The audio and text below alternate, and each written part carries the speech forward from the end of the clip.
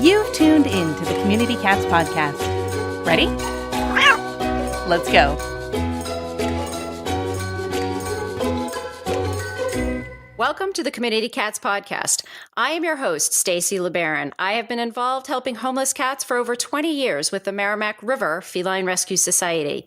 The goal of this podcast is to expose you to amazing people who are improving the lives of cats. I hope these interviews will help you learn how you can turn your passion for cats into action. Today, we are speaking with Esther Mechler. Esther is the founder and president of Marion's Dream. Her areas of expertise include grassroots organizing, leadership development, information networking, and the implementation of projects and programs to end the cat and dog surplus. As part of Marion's Dream, Esther co-produced the video Throwaways and its Spanish language equivalent, Rechazados, addressing the overpopulation of cats and dogs. In 1990, she founded Spay USA, originally a program of Marion's Dream. Spay USA is now a program of the North Shore Animal League America, operating a toll-free hotline with 2 full-time phone counselors to help callers find low-cost, high-quality spay-neuter services in their areas. Esther has spoken at and organized seminars and conferences in the U.S. and overseas. She has assisted with the startup of hundreds of affordable spay programs and clinics, both fixed site and mobile, throughout the United States.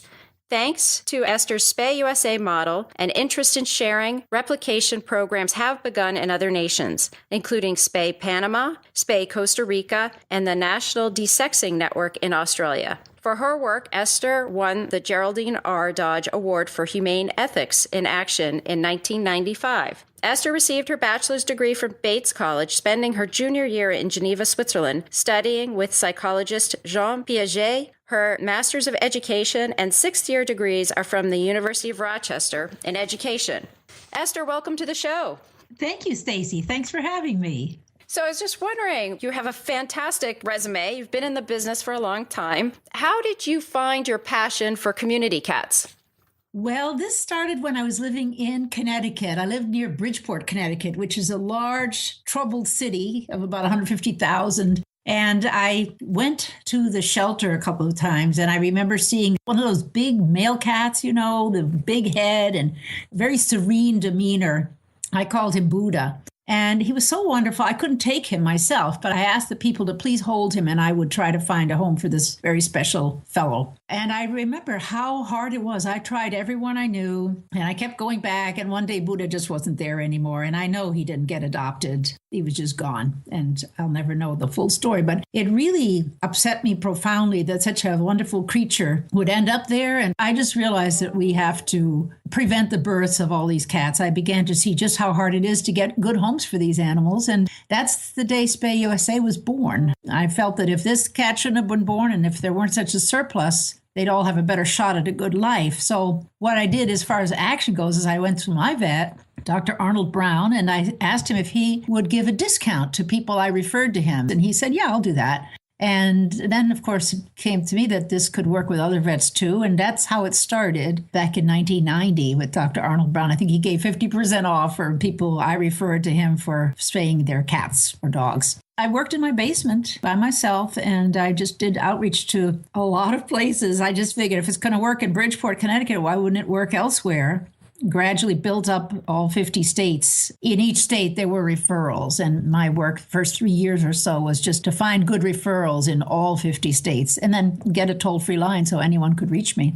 That's where it started. So initially, you saw that first cat, and you realized that the reason that he was out there was probably because someone had abandoned him, because your program focused on the owned cats. So when you first started out, you were focused on providing affordable spay-neuter opportunities for owned cats. Could you share with us your process for coming to that conclusion as to why that would be a beneficial thing to do? Well, the reason there are so many cats out on the streets is that they've lost their homes. There's too many cats for the number of good permanent homes. And it seemed like that was the place to start, to just prevent the births in the first place. So we provided an easy way for people to get their cats fixed. I think many of these community cats that are on the streets, either they or their mothers or fathers were put out on the street. But if they hadn't been in the first place, if they had had a good permanent home, they wouldn't have been at risk, shall we say. So then you started Spay USA and you operated it out of your house. How many years did you run it from your house in Connecticut? It was 3 years. It was in 1993 in May that Susan Easterly wrote an article for Cat Fancy magazine called Serving Animals. And when that issue came out, I have phone records to show that we had 23,000 calls that month. So the phone was ringing day and night. I could hear it up in my bedroom in the middle of the night. It was just ringing all the time. And I knew it was way beyond what I would be able to provide. The need was enormous. And that's when I looked to find outside support. And you found the North Shore Animal League. Yes, that's correct. John Stevenson thought that might really be a good fit with them, that they would have the program and I would run it. And it worked out very well. They provided 2 phone counselors and they computerized the database and were very supportive of making the program grow, having conferences, both national and regional conferences. So it really began to take off in a much better way when we had a staff there. And the liaisons were referring people to private practices initially. And then once the Humane Alliance clinic started launching, then they would also refer people to the mobile clinics or the Humane Alliance or the stationary clinics. Basically, they would refer people anywhere they could get access to low-cost spay-neuter, I would assume. That's true. That was actually true from the beginning. The first few were private vets, but I soon found out that the way to find affordable spay-neuter services was to call shelters or clinics in cities where they already existed. So right from the get-go, we provided information on any of those options. And then at a point in time, you decided it would be good to also then splinter off and really have some statewide dedicated initiatives. Do you want to tell me a bit about that? Sure. The way that came about was as the years went on, it became almost unmanageable. There were so many new programs developing within the states and some other programs folding, some of the small ones, or veterinarians raised their prices too high and we couldn't keep them on the list. I began to see that really a country with 360 million people was really too large for one single person to manage, to keep track of in an accurate way. And it made sense then to think about it in terms of states. In other words, if you live in Massachusetts, you pretty well know what's going on in Massachusetts. So I began to see that this country is so big that it was very tough to keep things accurate and up to date without having on the ground people, the grassroots people in the states feeding the information or keeping track of the information for their states. That's how that began to come about. I'd say towards 2010, 2008. That's when that began to become really clear to me that one tiny office could not handle all of that and keep it updated. So that's how that came about. And this is through the United Spay Alliance. Yes, that's what evolved. What happened was towards 2010, towards the end of my work period there, people became very interested in meeting and sharing their ideas, sharing their problems and their solutions. And that was really the genesis of United Spay Alliance. And then since I have retired, there are more and more people developing state programs. And just very recently, less than a year ago, they filed to have a 501c3 of their own. And just about 2 weeks ago, got their first director. And I would say when I look at the map on the website, about 2/3 of the country is covered at this point in time. Well, it's about 30 of them. So we still have about 20 to go. And it's very tough to find just the right fit. You have to find a person who's very interested in leadership and who's willing and able to do it. You have to have an organization that's stable, that would be the fiscal agent for the program. And in some states, it's proven to be very difficult to find just that right person.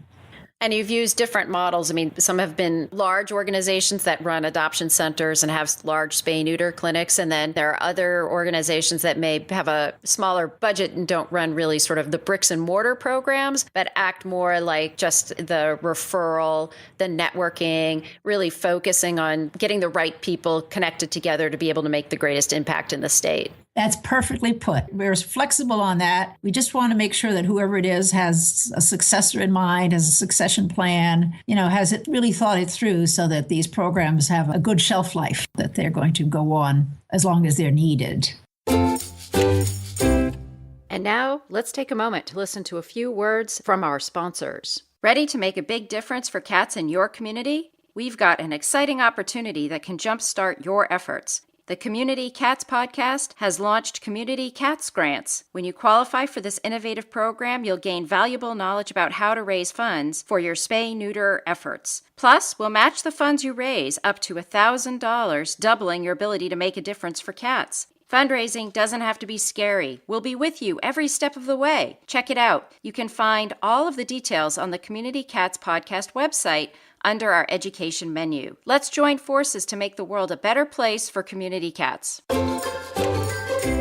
So I want to turn our conversation towards pediatric spay and neuter. You have a campaign called Fix Felines by 5. Can you just tell me a little bit about pediatric spay neuter, the importance of it, and why Fix Felines by 5?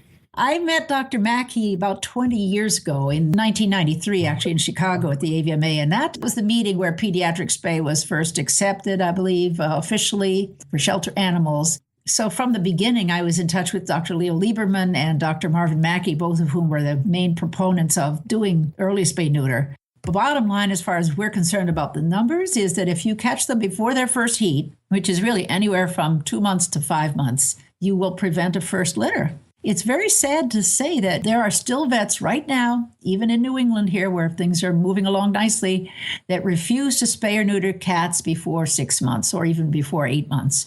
And that is squarely where the blame is for these full shelters. If veterinarians refuse to spay or neuter these cats, they will become pregnant and they will have litters. I mean, a lot of people who get kittens don't realize that a cat can mate with its brother or mother or father.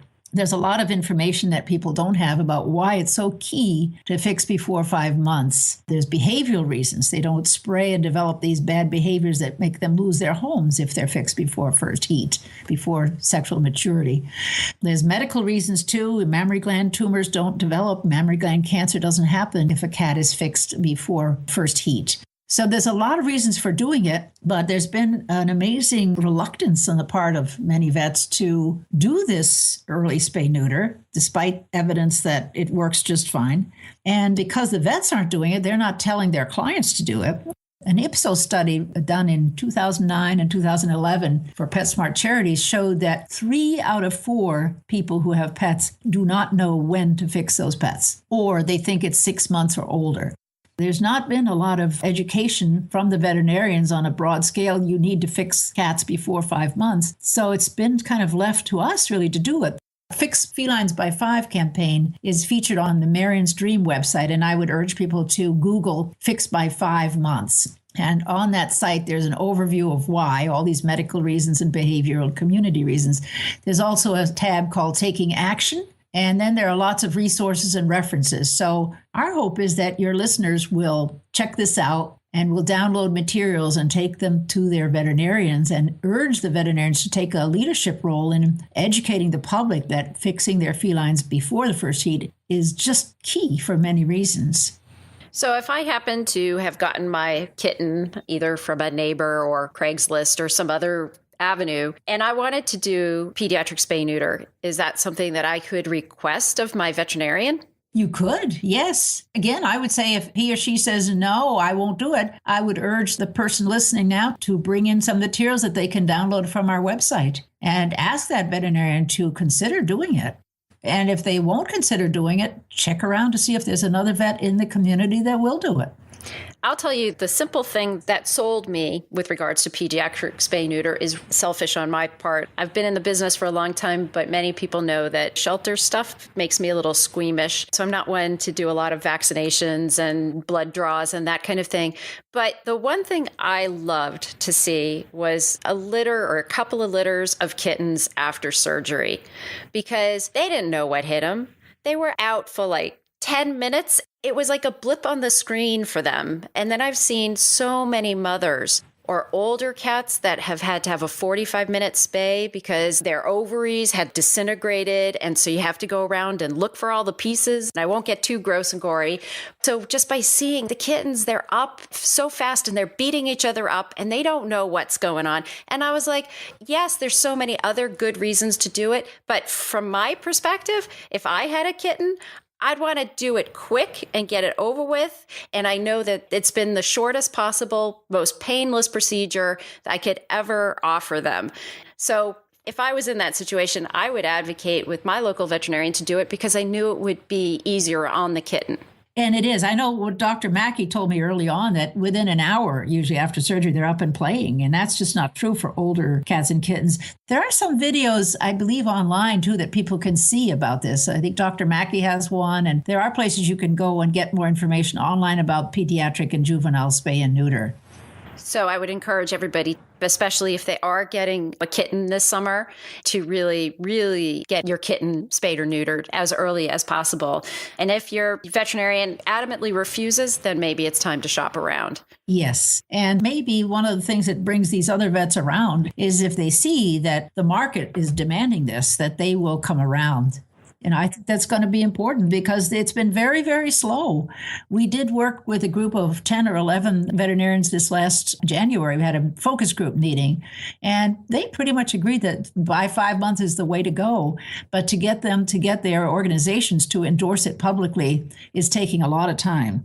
The fact that it's been 25 years is very painful to me that we can't move this along quicker. But I think with enough people saying this and talking about it and insisting on it, we may be able to make some progress. I'd love to see it this coming year or next year to finally get the buy-in from the big veterinary organizations that, yes, this is the way to go. This is a best practice for many reasons.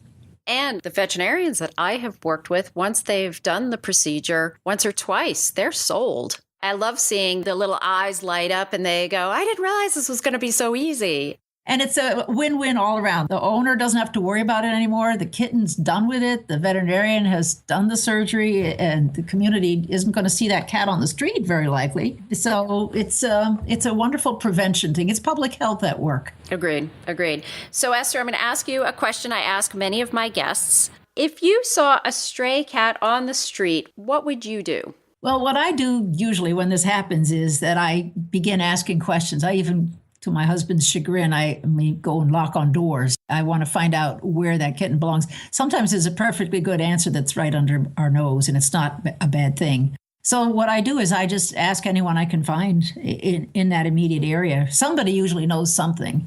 You have to just sometimes keep asking. I remember once being down on the islands, and there was a cat out where it shouldn't be, and I kept going to different stores. It was in a little shopping mall until I found the place that had been feeding the cat. So they knew all about the cat. So I think that's the first thing, is to just find out right on the spot who knows what about this animal.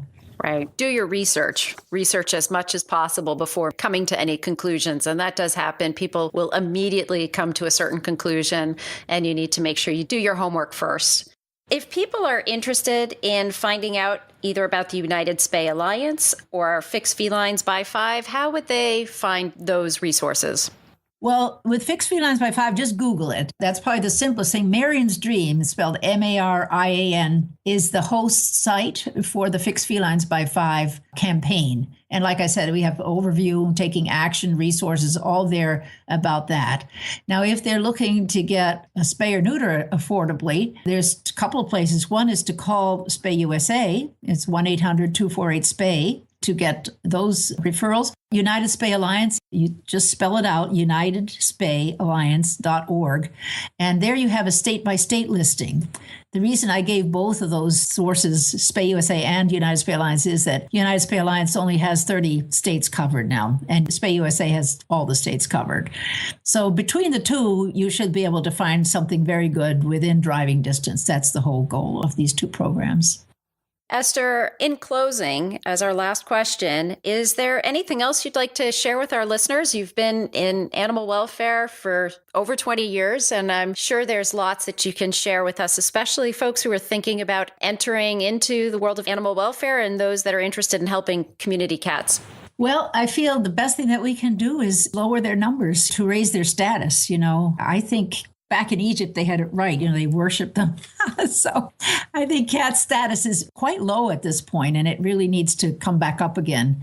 And the best way to get there is to reduce their numbers. And so I would encourage people to get to work locally, either help a group that's already doing that locally, or if there's nothing locally, then start something to see to it that cats get spayed or neutered locally so that their numbers drop. Once the numbers are low enough, there's a shot that every one of them can get a good home. I hope I live long enough to see that happen. I don't know, but I hope so.